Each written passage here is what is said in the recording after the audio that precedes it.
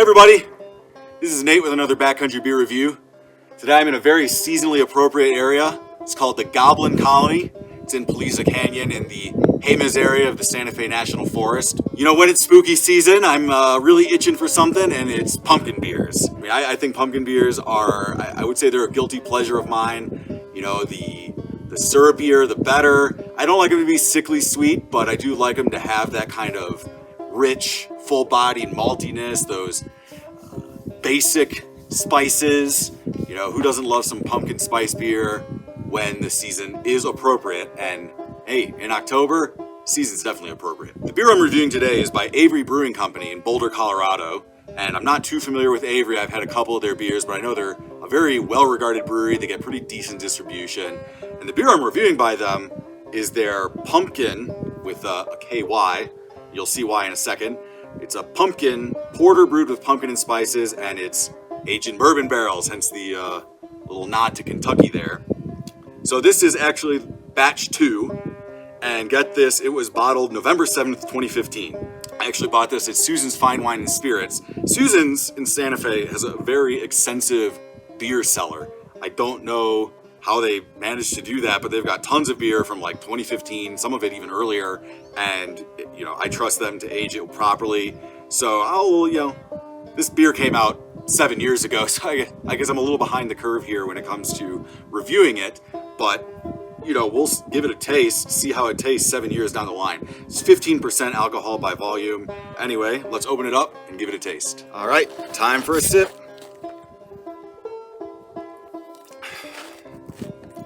So as you probably saw when that thing exploded, this was a really like bumpy hike. I was expecting it to be more like a trail because I know this is a pretty popular area, but it was actually kind of a scramble. It was surprising, and beer must have gotten shaken around then. Another thing I want to say is if you want to buy something, if you want an investment that's inflation proof, do not buy beer. I bought this for $11 like a couple months ago or a month ago, and I watched a review from 2017 and the guy spent $11.50 on it. So it actually went down in price after 5 years despite ostensibly getting better, or at least more age. Right on the outset, I'm getting just that intense pumpkin spice. I'm getting nutmeg, allspice, cinnamon, clove. I like that it's not, it's not that like PSL type pumpkin spice where it's really cinnamon forward, really, afraid to put forward some of the more, I hesitate to say exotic spices, but some of the more clovey spices, if that makes sense. I get some of the natural fruitiness from the pumpkin for sure. It's, pumpkin, it doesn't have a lot of flavor, but what flavor it does is, that like gourdy fruitiness, that gourdy vegetalness. So I get that a little bit in the middle there. It is just like, it's really syrupy.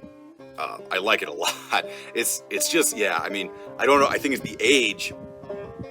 The age kind of mellowed out the heat probably from the bourbon notes, and what you're left with is just this like, you could almost pour this on pancakes. It is so viscous. It's so syrupy. It's so sweet, but not in like a sickly way. It might be borderline a little bit, but I think because it's 15%, it's really balanced out with that a little bit. And actually, probably when it was new, I would imagine with the more heat there, it might even have been better balanced as far as the sweetness with the heat.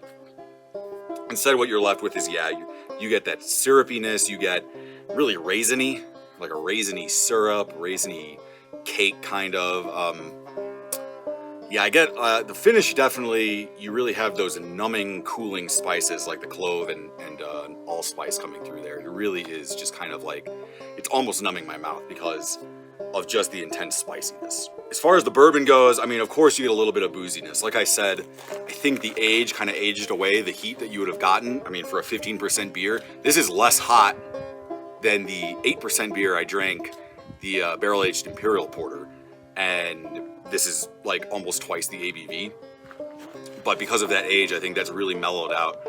And really from the bourbon, you get that oakiness, you get that, to me, I'm getting that intense vanilla note that you get in a lot of bourbons, a lot of bourbon barrel, that like oaky vanilla-y note, the kind of like caramelized note from the barrel there.